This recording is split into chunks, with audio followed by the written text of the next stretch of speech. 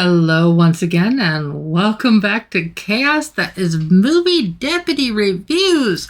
Today is Monday, and what a day we are starting off in. This is going to be a fun week. We've got Halloween, we've got all this other stuff, and unfortunately I'm not jumping in with you here on this Monday with a movie that is necessarily going to make your day. Now, mind you, you may have seen this movie and you may absolutely love this movie purely based on the book. And if this is your first time to Movie Deputy Reviews, I want to say welcome. If this is not your first time here, you've probably heard me mention many times, I never read the books. I only see the movies. So if you want to go on and you want to send me a message saying, that doesn't fit with the book, blah, blah, blah, blah, blah, blah, blah, blah, blah, guess what? You are more than welcome to. But yeah, I never ever read the movies, so I only go see, or never ever read the movies. I don't read the books. You can tell it's Monday, can't you? But I am jumping right into a movie that is getting a lot of fanfare right now, and I am talking about We Live in Time. Now, that title fits this book maybe a little bit more than I was realizing that it was going to. And I want to say right offhand, I'm going to go ahead and tell you the score that I gave this, but I want you to stick around because I want to explain why I gave it this score. Now, as you know me, I don't do two things quite the same way at any particular time in a row. But score-wise, with We Live in Time, I am at a 4.5 out of 10. And you may be going, why? That's probably the biggest question I get when I talk to people about the scores that I give movies is, why? I actually like explaining it. On Movie Deputy, a 4 out of 10 is watchable but forgettable, and a 5 is decent story, significant flaws. And so I kind of fell right in the 4.5 out of 10. I interrogate movies for their plot and their content. I don't focus on all of the technical jargon that Hollywood focuses on. And in doing so, I am good at stepping on a lot of toes and upsetting a lot of people in Hollywood because of the way that I do these reviews. Well, so be it. I'm not changing what I do. It's the way I've been doing it all along, except I'm no longer doing it in 300 words or less, but I am always still no spoilers. I hate them, so I will never be bringing you spoilers. But in We Live in Time, if you are not at all familiar with the story, if this is a movie you have been contemplating seeing, I hope you can give this a full listen. If this is one you've already seen, I encourage you to follow along just to see what you think of my thoughts on it, and I always welcome feedback. And if you absolutely love this movie and completely hate this whole thing, then guess what? You know where the off button is. I don't force anybody to listen. But here we're going to kind of jump right into it. I am giving this movie a guilty rating. Yeah, guilty is an understatement on this one. But this one is, when we first kind of see the characters, we're seeing one of the characters, and he's just getting out of a bad divorce, and he's kind of going through this. We see this other young gal, and she's getting ready to go through culinary school, and they end up meeting just literally by quote unquote accident. I don't worry, no spoilers, so I'm not going to tell you that if you're not familiar with it. But they literally meet by accident, and so this entire story is basically their love story, how they meet, how they fall in love, and what comes from that.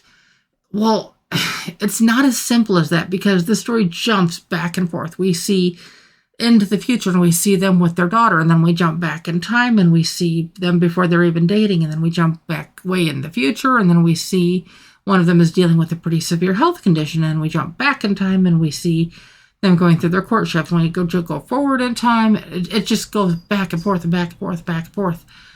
And it's honestly confusing if you're not paying attention. I actually went to see this twice because I'm like, okay, maybe I'm not giving this a fair shake because I'm taking notes through it the first time. And so I sat through it a second time, and I'm like, I was still just left. It's like, okay, what's the point of this story? Is this supposed to be a love story? Is this supposed to be a drama? Is this supposed to be a comedy?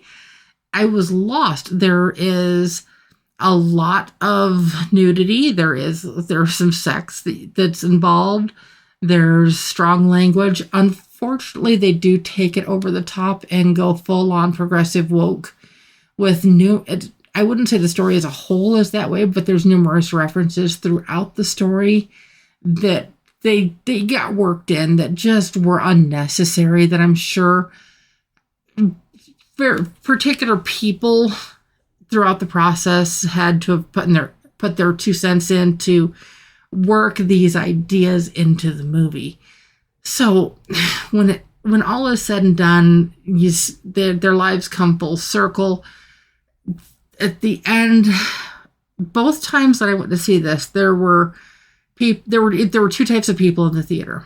There were people like me that were confused as like, okay, what? And then there were other people bawling their eyes out. And I'm like, okay, did we all watch the same movie here? And that's kind of what other people were kind of thinking too, because I like to engage people in conversation after the movies, and they were like, I liked what one guy, or how he put it. He goes, I just didn't get it. And surprisingly, neither did his girlfriend. She's like, yeah, I didn't really either. She goes, what was the point of it jumping back and forth so much? I'm like, that's what I was confused on. It's like, okay, this would have been so much of a better movie, at least story-wise, if they would have told it in succession. Like if they would have started at the beginning and gone to the end just in one fell swoop instead of going back and forth with it, because you just get lost because it doesn't really reference that it's jumping around, at least in a couple different parts, and you're like, oh, wait, what? And like I said, it just leaves you wondering. And then like a couple of the gals that were crying, and I'm not making fun of them with that chuckle, it's just, they were like, oh, but you did, it was such a beautiful story, I just love it so much. And I was like, I asked her, what do you love about it? It's just heartbreaking. And that was the only reason she would give me. It's just heartbreaking. There's a couple sad parts of the movie, but I wouldn't go that far as to say that. Now, I guess I'm not making fun of anybody for crying at this movie by any means, but I was just trying to get oh, bless you, Batero sneezing. But I was just trying to get a serious reaction from a moviegoer just to try to understand what was going on here. And obviously I know this movie means a lot to some people, so I'm not degrading that in the least. I mean, if you love this movie, great. But if you are not into this movie in its book form, it's going to be really hard to understand this movie in cinema form. And if you are trying to avoid just a lot of these woke, in-your-face, progressive stories that we just cannot get away from, and you're just trying to find a respite from that and an escape, this is not the one you want to go see. So I'm hoping that that's helped at least a little bit. Again, I'm giving this a 4.5 out of 10 on the deputy scale. As always, if this review has been of any help to you at all, or you're enjoying it, please like, subscribe, and share. And as always, be sure to go over and check out our YouTube channel, because if you are absolutely in love with these reviews, the reviews go live on there a couple hours before they go live on all of the podcast platforms. And I'm actually going to be changing up the times on all of those right after the beginning of the year. So you're going to want to stay tuned for that as well. But until next time, I'll be back soon. Bye-bye.